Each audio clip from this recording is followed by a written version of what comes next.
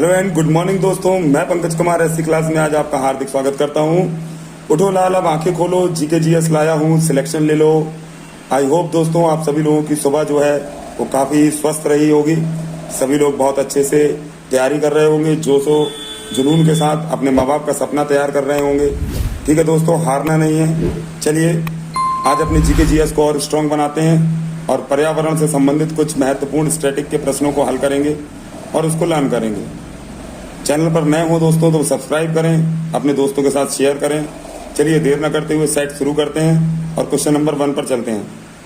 प्रथम अंतर्राष्ट्रीय पर्यावरण सम्मेलन किया गया, तो दोस्तों कहाँ किया गया पहली बार अंतर्राष्ट्रीय पर्यावरण सम्मेलन? तो दोस्तों इसका सही उत्तर है ऑप्शन नंबर डी, स्टॉकहोम। ठीक है ना दोस्तों, स्टॉकहोम में पहली बार पर्यावरण सम्मेलन किया गया। चलेंगे प्रश्न नंबर 2 की ओर मेरे बच्चों, कि पृथ्वी दिवस कब मनाया जाता है? तो दोस्तों पृथ्वी दिवस जो है पहली बार रियो डी जेनेरियो में सेलिब्रेट किया गया था। ठीक है, और इसको हम लोग प्रतिवर्ष 22 अप्रैल को सेलिब्रेट करते हैं पृथ्वी दिवस। ओके, चलिए पहला पृथ्वी सम्मेलन कहाँ किया गया था? ब्राजील में, रियो डी जेनेरियो में। चलिए क्वेश्चन नंबर 3 पर चलेंगे और बात करेंगे अगले प्रश्न की ओर। चलिए, विश्व ओजोन संरक्षण दिवस किस तिथि को मनाया जाता है? तो दोस्तों ओजोन संरक्षण दिवस के बारे में पहले बात कर लेते हैं। यह 16 सितंबर को मनाया जाता है और हमारे वायुमंडल में 5 परतें पाई जाती हैं, जिसमें से नीचे सबसे नीचे क्षोभ मंडल, उससे ऊपर समताप मंडल, और समताप मंडल की ऊपरी परत पर लगभग 55 से 60 किलोमीटर की ऊपरी परत पर ओजोन लेयर पाई जाती है, जो सूर्य से आने वाली परावैंगनी किरणों को परावर्तित कर देती है। और इसका नुकसान CFS गैसों से, क्लोरोफ्लोरोकार्बन से इसको नुकसान होता है, जिसके संरक्षण के लिए कनाडा में मॉन्ट्रियल में 16 सितंबर को पहली बार क्या मनाया गया? ओजोन दिवस। चलिए क्वेश्चन नंबर 4 पर बात करेंगे कि जैविक घटक कौन सा नहीं है। तो दोस्तों देखिए, उत्पादक भी जैविक होता है, उपभोक्ता भी जैविक है और अपघटक भी जैविक है, परंतु वायु जो है वो एक जैविक घटक नहीं होती। Option number D is your right answer. चलेंगे क्वेश्चन नंबर 5 की ओर मेरे बच्चों, ओजोन परत को नष्ट कौन करता है? तो अभी मैंने बताया मेरे बेटा कि क्लोरोफ्लोरोकार्बन CFC जो होती हैं वो क्या करती हैं? ओजोन परत को नष्ट कर देती हैं। चलिए क्वेश्चन नंबर चलेंगे 6 की ओर।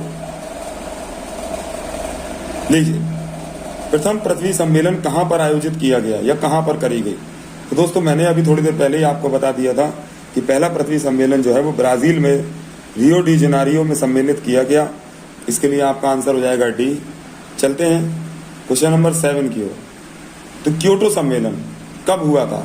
तो दोस्तों क्योटो सम्मेलन का पहले मैं बता देता हूँ, ये जापान में हुआ था और क्योटो सम्मेलन का संबंध जो है वो ग्रीन हाउस प्रभाव को कंट्रोल करने के लिए हुआ था। ठीक है, तो क्योटो सम्मेलन दोस्तों 1997 में जापान में हुआ था और इसका संबंध किससे? ग्रीन हाउस प्रभाव से, याद रखेंगे। चलिए क्वेश्चन 8 की ओर। दोस्तों मैं आपसे फिर कहूंगा कि ऐसी क्लासेस आपकी तैयारी के लिए हमेशा तत्पर है। देखिए, दिखावे पर मत जाइए। बड़ी बड़ी कोचिंगें, बड़ा बड़ा मैटर, सिर्फ दिखावा है। आप देखेंगे बड़ी बड़ी कोचिंगों के 800 वीडियो डले हैं। 800 वीडियो में सिर्फ 600-700 वीडियो तो मेरे बच्चों सिर्फ शॉर्ट्स वीडियो डले हैं, फालतू की बातें कर रहे हैं। कंटेंट वीडियो 100-150 हैं, पर ऐसी क्लासेस आपको सिर्फ कंटेंट वीडियो देगा। हम नए जरूर हैं पर अनुभवी हैं। आप हमारे साथ चलिए, हम आपको मंजिल तक पहुंचा कर मानेंगे। चलिए क्वेश्चन नंबर 8 देखेंगे, पारा प्रदूषण से प्रभावित अंग कौन से हैं? तो देखिए, पारे से होने वाले प्रदूषण से हमारे शरीर में जो अंग को प्रभावित होता है, ठीक है, उसको हम कहेंगे तो मस्तिष्क पर जो है हमारे पारे से यानी HG से हमको नुकसान हो जाता है, मरकरी से। चलेंगे क्वेश्चन नंबर 9 की ओर। राष्ट्रीय जल नीति की घोषणा कब करी गई? तो भारत में राष्ट्रीय जल नीति की घोषणा मेरे बच्चों सन 2002 में करी गई, जिसमें पीने वाले जल की संरक्षण से संबंधित नियम देश बनाए गए। इसी को जल नीति कहते हैं। चलिए क्वेश्चन नंबर 10 पर चलेंगे कि ओजोन परत के संरक्षण से संबंधित मॉन्ट्रियल सम्मेलन कब हुआ? तो मैंने दोस्तों आपको इससे पहले ही बता दिया था कि कनाडा में एक्चुअली में एक जगह है मॉन्ट्रियल, जहां पर हमारी ओजोन परत में छेद हो गया है। तो उसी के संरक्षण के लिए, ठीक है, पहली बार 16 सितंबर 1987 को मॉन्ट्रियल प्रोटोकॉल किया गया यही ओजोन संरक्षण से संबंधित होता है, इसलिए 16 सितंबर को ओजोन दिवस सेलिब्रेट करते हैं। क्वेश्चन नंबर 11 पर चलेंगे। राष्ट्रीय वन नीति कब लागू करी गई? तो भारत में जो राष्ट्रीय वन नीति लागू करी गई वो 1988 यानी 1988 में करी गई। इसमें वनों के संरक्षण से संबंधित, राष्ट्रीय उद्यानों से संबंधित नियम अवदेश बनाए गए। चलिए क्वेश्चन नंबर 12 की ओर चलेंगे। परितंत्र का शब्द का प्रयोग सर्वप्रथम किसने किया? तो पारितंत्र जो आपने सुना होगा, इकोसिस्टम, ठीक है, ये सबसे पहले मेरे बच्चों एजी टांसले ने, किसने? एजी टांसले ने सबसे पहले इस शब्द का प्रयोग किया। चलेंगे आगे। इकोसिस्टम का फादर भी कहते हैं इनको। भोपाल के यूनियन कार्बाइड फैक्ट्री में मिथाइल आइसोसाइनेट गैस का रिसाव कब हुआ? तो इसे दोस्तों भोपाल गैस कांड या भोपाल गैस त्रासदी भी कहते हैं। इससे कई मेरे मासूम लोग रात में सोते रह गए, कई बच्चे सोते रह गए, ये बहुत बड़ा हादसा था। चलिए दोस्तों, तो ये जो है 1984 में ये हादसा हुआ, ठीक है, और गैस कौन सी रिसाव हो रही थी? Methyl isocyanate. चलिए क्वेश्चन नंबर 14 पर ध्यान देंगे मेरे बच्चे कि सर्वाधिक पारिस्थितिकी तंत्र कौन सा है, या सर्वाधिक स्थायी पारिस्थितिकी कौन सी होती है? ठीक, तो सर्वाधिक पारिस्थितिकी स्थायी जो होती है वो महासागर होते हैं, जिनमें ज़्यादा स्टेबिलिटी रहती है। तो सबसे बड़ा इकोसिस्टम जो है वो स्थायी इकोसिस्टम वो है महासागर होता है। क्वेश्चन नंबर 15 पर ध्यान देंगे। जैव विविधता दिवस, बायोडाइवर्सिटी डे, कब सेलिब्रेट करते हैं? तो बायोडाइवर्सिटी डे जो है दोस्तों हम लोग सेलिब्रेट करते हैं 22 मई को। कब? 22 मई को जैव विविधता दिवस मनाया जाता है। चलेंगे दोस्तों क्वेश्चन नंबर 16 की ओर। 16, पर्यावरण की कार्यात्मक इकाई क्या है? तो दोस्तों पर्यावरण की कार्यात्मक इकाई जो है वो इकोसिस्टम हो जाएगी, परितंत्र हो जाएगी। ठीक है दोस्तों, option number D is your right answer. Question number 17 पर चलेंगे कि नदियों में जल प्रदूषण की माप किसके माध्यम से की जाती है? अगर किसी नदी का जल प्रदूषित हो गया है तो हम उसे कैसे पहचानेंगे? ठीक है, चलिए, तो ऑक्सीजन की घुली हुई मात्रा, तो चूंकि पानी में ऑक्सीजन घुली रहती है, तो जिस जल में बेटा जितनी ज्यादा ऑक्सीजन घुली होगी वह उतना ज्यादा शुद्ध होगा, और जितने नहीं घुली होगी वह प्रदूषित हो जाएगा। तो option number B is your सही आंसर कि ऑक्सीजन की घुली हुई मात्रा से हम प्रदूषण का पता लगाते हैं, जल प्रदूषण का। चलिए क्वेश्चन नंबर 18 पर चलेंगे। तो क्वेश्चन नंबर 18 देखेंगे कि विश्व पर्यावरण दिवस कब मनाया जाता है? तो दोस्तों 5 जून को विश्व पर्यावरण दिवस मनाया जाता है। आगे चलेंगे क्वेश्चन नंबर 19 पर कि क्योटो प्रोटोकॉल कब से प्रभावी हुआ? तो दोस्तों अभी थोड़ी देर पहले क्योटो प्रोटोकॉल के बारे में पढ़ा था। तो 1997 का ये अधिनियम है, लेकिन इसको प्रभावी सन 2005 से किया गया। ठीक है, तो 2005 से Kyoto protocol green house effect के संरक्षण के लिए लागू किया गया। चलेंगे क्वेश्चन नंबर 20 पर मेरे बच्चों। तबीयत मेरी दोस्तों ठीक नहीं है, गला काम नहीं कर रहा। पृथ्वी का औसत तापमान कितना होता है? तो बहुत महत्वपूर्ण प्रश्न है, याद रखेंगे, कई बार प्रश्न में आता है। तो 14 डिग्री सेल्सियस ये हमारी पृथ्वी का औसतन तापमान होता है। चलेंगे क्वेश्चन नंबर 21 पर कि निम्नलिखित में ग्लोबल वार्मिंग को प्रभावित करने वाला मुख्य कारक कौन सा होता है? ठीक, तो ग्लोबल वार्मिंग का मतलब आप समझते हैं कि जो सूर्य से पृथ्वी पर जो गर्मी यानी ताप आता है वो कार्बन डाइऑक्साइड की वजह से अंदर तो आ जाता है, परंतु वापस परावर्तित होकर वातावरण में नहीं जा पाता, जिससे पृथ्वी का तापमान बढ़ जाता है। इसी को ग्लोबल वार्मिंग कहते हैं। और इसके लिए सबसे ज्यादा प्रभावी गैस कौन सी होती है? कार्बन डाइऑक्साइड होती है। चलिए क्वेश्चन नंबर 22 पर ध्यान देंगे। वायु प्रदूषक सीसा से प्रभावित अंग कौन है? ठीक है, तो सीसा मतलब लेड, तो लेड से जो अंग प्रभावित होता है उसका सही आंसर लगाएंगे दोस्तों उदर। ठीक, चलिए उदर यानी हमारे पेट की बात हो रही है। चलिए आगे चलेंगे कि क्योटो सम्मेलन का मुख्य उद्देश्य क्या था? तो देखिए दोस्तों, मैं बार बार आपको बता रहा था कि क्योटो 1977 में लागू हुआ और प्रभावी हुआ 2005 से, जापान में हुआ, ग्रीन हाउस इफेक्ट से संबंधित है।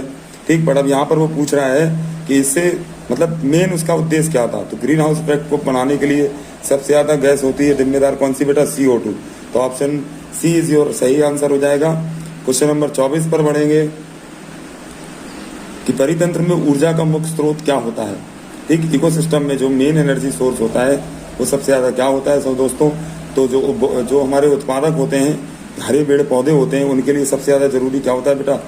प्रकाश संश्लेषण जो कि किसकी सहायता से होता है? सूर्य। तो सबसे ज्यादा जरूरी क्या हो गई ऊर्जा स्रोत? सूर्य यानी सनलाइट हो गई। चलेंगे क्वेश्चन नंबर 25 पर मेरे बच्चों कि प्रथम बार इकोलॉजी शब्द का प्रयोग किसने किया? ठीक है, तो इकोसिस्टम का तो ट्रांसले ने किया था, परंतु जो इकोलॉजी शब्द का प्रयोग किया वो सबसे पहली बार मेरे बच्चा किसने किया था? रिटर ने। किसने? ये भी बहुत पूछते हैं। तो रिटर जो है वो सबसे पहले इकोलॉजी शब्द प्रयोग करने वाले व्यक्ति थे। चलेंगे अगले क्वेश्चन की ओर। क्वेश्चन नंबर 26 कि सर्वप्रथम ग्रीन हाउस गैसों की संकल्पना किसने किया था? मतलब ग्रीन हाउस गैसों की संकल्पना किसने की थी? तो इसका आंसर सही लगाएंगे। क्वेश्चन नंबर 26 का मेरे बच्चों क्या बोलेंगे कि जोसेफ फैरियर जो थे, इन्होंने सबसे पहले option number D green house गैसों की संकल्पना करी कि कौन कौन सी गैसें ग्रीन हाउस में आती हैं। चलिए, तो मुख्यतः तो आती है CO2। चलिए क्वेश्चन नंबर 27 विश्व वन दिवस इंटरनेशनल फॉरेस्ट डे कब सेलिब्रेट करते हैं? तो वन दिवस दोस्तों हम करते हैं कई बार सेलिब्रेट का, इसका मतलब प्रश्न आया है कई बार। ठीक है, तो 21 मार्च को हम वन दिवस मनाते हैं। तो option C is your right answer, याद रखेंगे। चलिए क्वेश्चन नंबर 28 पर ध्यान देंगे कि विलुप्त हो रहे प्राणियों का संबंध किससे है? कि ऐसे प्राणी जो विलुप्त हो रहे हैं धीरे धीरे, ठीक है, तो ऐसे प्राणी जो विलुप्त हो रहे हैं उनको हम लोग नोट डाउन करते हैं रेड डाटा बुक में। ठीक है, इनका संरक्षण करने के लिए फिर ऐसे जीवों का मतलब शिकार और ये सब चीज़ों पर प्रतिबंध लग जाता है। ठीक है, तो option A is your right answer. Question number 29 देखें कि विश्व जल दिवस कब मनाया जाता है? तो इसके लिए हमें आगे नहीं जाना पड़ेगा, इसी ए और बी में आंसर लगा लेंगे बेटा। तो विश्व जल दिवस हम सेलिब्रेट करते हैं 22 मार्च को। Option number B is your right answer. Okay दोस्तों, आई होप आपको सेट पेपर बहुत अच्छा लग रहा होगा, सभी को पसंद आ रहा होगा। ऐसी क्लासेस को बेटा लाइक करें, शेयर करें और अपने जीके को स्ट्रॉन्ग करते रहें। क्वेश्चन नंबर 30 पढ़ेंगे कि भारत सरकार ने पर्यावरण संरक्षण अधिनियम कब लागू किया? तो 1986 में दोस्तों भारत सरकार ने पर्यावरण संरक्षण अधिनियम लागू किया। चलेंगे क्वेश्चन नंबर 31 की ओर कि विश्व पर्यावरण संरक्षण दिवस मनाया जाता है। तो विश्व पर्यावरण संरक्षण दिवस दोस्तों मनाया जाता है, ठीक है ना, 26 नवंबर को। याद रखेंगे, option number A is your right answer. चलिए क्वेश्चन नंबर 32 पर बढ़ेंगे कि पर्यावरण संरक्षण के लिए कार्य करने वाली अंतर्राष्ट्रीय एजेंसी कौन सी है? ठीक, तो पर्यावरण संरक्षण के लिए अंतर्राष्ट्रीय एजेंसी जो बेटा काम करती है, ठीक है ना, उसका सही आंसर हो जाएगा ग्रीन पीस। कौन सी हो जाएगी दोस्तों? Green peas is your right answer. चलिए क्वेश्चन नंबर 33 की ओर चलेंगे। राष्ट्रीय पर्यावरण अनुसंधान केंद्र कहाँ स्थित है? तो राष्ट्रीय पर्यावरण अनुसंधान केंद्र दोस्तों कहाँ स्थित है? कि इसका सही आंसर है नागपुर, महाराष्ट्र में स्थित है। अगले क्वेश्चन की ओर चलेंगे। क्वेश्चन नंबर 34 राष्ट्रीय पर्यावरण नीति की घोषणा कब करी गई? तो सन 2004 में दोस्तों राष्ट्रीय पर्यावरण नीति की घोषणा करी गई। Option C is your right answer. Question number 35 पर ध्यान देंगे कि पारिस्थितिकी विज्ञान केंद्र कहाँ स्थित है? तो पारिस्थितिकी विज्ञान केंद्र मेरे बच्चों कहाँ स्थित है? इसका सही आंसर हो जाएगा बेंगलुरु, कर्नाटका में पारिस्थितिकी विज्ञान केंद्र स्थित है। क्वेश्चन नंबर 36 पर चलेंगे कि संगमरमर से निर्मित ऐतिहासिक इमारतों को सबसे अधिक हानि कौन पहुंचाता है? जैसे कि ताजमहल वगैरह है दोस्तों, तो इसको जो है वो कौन सबसे ज्यादा हानि पहुंचाता है? तो सल्फर डाइऑक्साइड यानी SO2 जो है, ठीक है, ये अम्ल वर्षा में पाई जाती है, ये सबसे ज्यादा नुकसान पहुंचाती है, इसीलिए प्रदूषण संबंधी नियम बनाए गए हैं। चलिए क्वेश्चन नंबर 37 अब घटक के अंतर्गत कौन आते हैं? तो दोस्तों एक होते हैं उत्पादक, एक उपभोक्ता और एक होते हैं अपघटक, जो वेस्ट चीजों को, ठीक है, अपघटित करने का काम करते हैं। तो अपघटक के अंतर्गत मुख्यतः कौन आते हैं? तो इसका सही आंसर हो जाएगा कवक और जीवाणु। तो ए और B is your right answer, दोनों ही सही उत्तर है। चलेंगे अगले प्रश्न की ओर। Question number 38 greenhouse gas के लिए कारक कौन सा नहीं है? ठीक है, तो इसमें से कौन जो है वो ग्रीन हाउस का कारक नहीं है? तो मुख्य कारक तो कार्बन डाइऑक्साइड, मीथेन और जल वाष्प, परंतु ऑक्सीजन जो है दोस्तों वो ग्रीन हाउस को बढ़ावा नहीं देती। ठीक, इसलिए option D is your right answer. Question number 39 कि विश्व आर्द्र भूमि दिवस, वर्ल्ड वेटलैंड डे कब मनाते हैं? ठीक, तो ईरान में ये कन्वेंशन हुआ था 2 फरवरी को। पूरे विश्व में विश्व आर्द्र भूमि दिवस, वर्ल्ड वेटलैंड डे सेलिब्रेट करते हैं। Option number D is your right answer. चलेंगे अगले क्वेश्चन की ओर। मोस्ट इंपॉर्टेंट क्वेश्चन, कई बार एग्जाम में आता है कि ऊर्जा पिरामिड सदैव होती है, जो ऊर्जा पिरामिड होती है वो सदैव कैसी होती है। तो सब याद रखेंगे दोस्तों, जो ऊर्जा पिरामिड होती है वो सदैव सीधी होती है। इसको अच्छे से याद रखेंगे, कई बार एग्जाम में सीधा सीधा प्रश्न पूछता है। ठीक, तो ऊर्जा का जो पिरामिड है, एनर्जी पिरामिड जो है वो हमेशा सीधा होता है। चलेंगे क्वेश्चन नंबर 41 कहता है कि मानव जनित पर्यावरणीय प्रदूषण कहलाता है, क्या कहलाता है? जो मानव हम लोग जो प्रदूषण करते हैं दोस्तों, ठीक, उसको हम लोग बोलते हैं एंथ्रोपोजेनिक। क्या बोलते हैं? एंथ्रोपोजेनिक बोलते हैं। Option A is your right answer. चलेंगे अगले प्रश्न की ओर। बात करेंगे क्वेश्चन नंबर 42 कि जैव विघटित प्रदूषक क्या होते हैं। तो जैव विघटित जो प्रदूषक होते हैं दोस्तों, ठीक, वो क्या हो जाते हैं? ठीक, तो वाहित मल वगैरह जो होता है, ठीक, ये जैव विघटित प्रदूषक हो जाएंगे। Option number B is your right answer. चलेंगे अगले प्रश्न की ओर। क्वेश्चन नंबर 43, एस्बेस्टॉस धूल से प्रभावित अंग कौन सा है? तो जो एस्बेस्टॉस तत्व होता है, ठीक है, जिससे इलेक्ट्रॉनिक आइटम्स में यूज किया जाता है, उसके जो धूल यानी जो पाउडर होता है, उससे कौन सा अंग प्रभावित हो जाता है? ठीक है, तो कण है तो फेफड़ों में ही जाएंगे सांस के द्वारा, तो फेफड़ा इससे प्रभावित होता है। और आज के बिल्कुल दोस्तों लास्ट क्वेश्चन की ओर चलेंगे। पढ़ेंगे कि वायु प्रदूषक CO2 किसे प्रभावित करता है। तो वायु प्रदूषक CO2 जो है किसे प्रभावित करता है दोस्तों हमारे शरीर में? ठीक, तो इसका आंसर हो जाएगा ब्लड, यानी रक्त को हमारे CO2 जो है वो बहुत ज्यादा प्रभावित करता है। ठीक है दोस्तों, तो आज का सेट पेपर आपको कैसा लगा? आई होप आप सभी लोग अच्छे से अपनी तैयारी कर रहे होंगे, सब स्वस्थ होंगे। इसी तरीके से ऐसी क्लासेस को प्यार देते रहें। आप सभी के सपोर्ट की मैं आशा करता हूं। चलिए दोस्तों, आज को यही सेट को समाप्त करते हैं। कल फिर मिलते हैं नए स्टैटिक सेट के साथ। ठीक है दोस्तों, चलिए, तो मैं पंकज कुमार ऐसी क्लास में आज आपसे विदा लेता हूं। Thank you so much. Channel को सब्सक्राइब करें, लाइक करें, शेयर करें। Thank you.